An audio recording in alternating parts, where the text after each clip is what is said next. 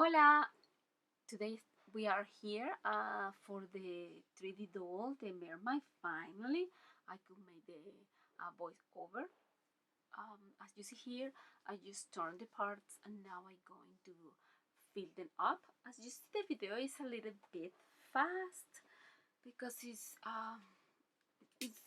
a little bit long. It's 11 minutes and I think I speed it times 6. Also, as you see here, I painting my fabric with the distress oxidized sprays, and it was awesome. I mean, the fabric accept the ink so well. I love it, and it's easy because you don't have to stay with the brush grabbing acrylic. You just spray, and that's it. Now we're going to ensemble our doll. I did this doll in 3 parts: body, head, and the fin or tail. I don't know how. I really don't know how it's called. I think it's pearl. Okay. Because I was going to color the tail apart. That way I don't stain the body. But you can in the pattern that I'm going to put in the blog, I mean, you can get those 2 pieces together and make just 1 piece and just add the head plus the arms. After we color everything like you see before, I also color the little shells purple with the distress oxide. Recommendation: put a towel, put gloves, because it's a little bit messy. I'm going to do this piece, the scallops, to put it in the where the body finish and the tail start. That way it doesn't look messy. And you're just going to stitch this with 2 stitches in the back. You don't have to stitch the whole thing. Or you can glue, if you like to glue this, you can glue it with hot glue or with silicone glue. I add a little bit green and blue to this to make a different color, but I think I add too much green because I wanted more bluish, but it didn't work for what I was thinking. But it looked good. Now I'm making the face, the features of the face. As you see, I make almost always the same thing because this is what I like: the hard mouth, the big eyes. But of course, sometimes I change and I do bigger lips, smaller eyes, and stuff like that. It's whatever I feeling in that moment or how I want the doll to look like. I'm coloring all the eye in white, and I'm going to make her eyes blue, like it happened in the car and also in the 2D doll. I went very heavy here with the black eyeliner, we can say that. But it's because she looked like that in the car, with very dark in the eyes. And remember, when you add the color of the eye, just apply the dark color in the top and the lighter color in the bottom. That way the eye look a little bit more like alive. Um, Also, you can use maybe no black to use the eyeliner. Maybe you can use light gray or I will say like a light brown also works. Even for the eyebrows, you can use any color you want. But the lighter color for the eyebrows, it make your doll to look like yeah, like not that happy. Take that on consideration. It's better if you use dark brown or black for the eyebrows. Or maybe you want to use green or red or pink. Try to use dark pink or dark red or very dark, well, dark colors. Um, getting crazy here. For the hair, I'm using wool, merino wool. I found these colors on eBay. You just put merino wool or doll hair, and you find different types, curly or spray or thick. Um, and I'm just going to use a wool needle.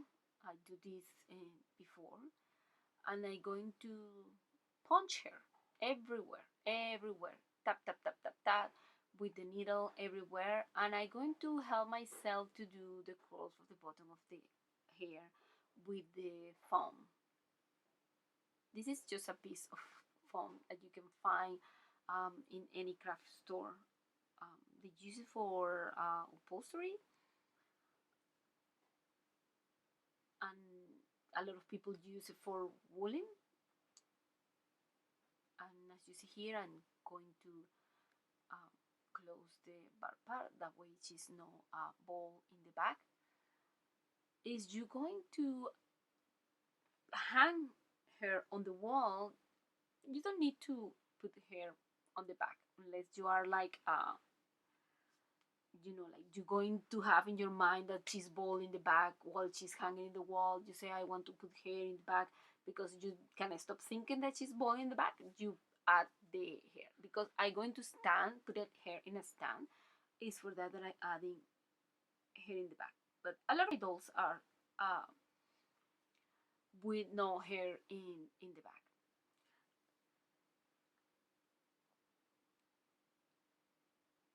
I'm doing here the little curl for the forehead that you have in the pattern, in the card, and also in this to do doll, because we want her to look similar to the series of the same doll.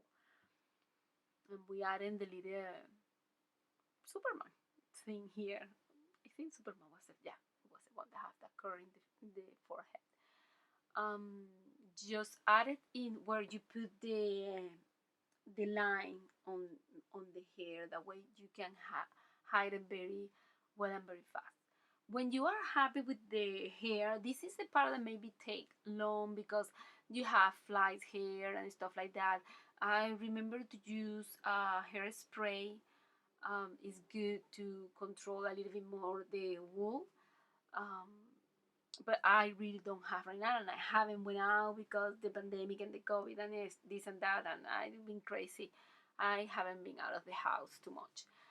I already add glue to the eyelashes, and I'm going to wait for the glue to settle a little bit to get more sticky. While I'm doing that, I'm adding this chunky glitter in the tail of the mermaid, and I'm going to add everywhere in blue and in green, even in the back.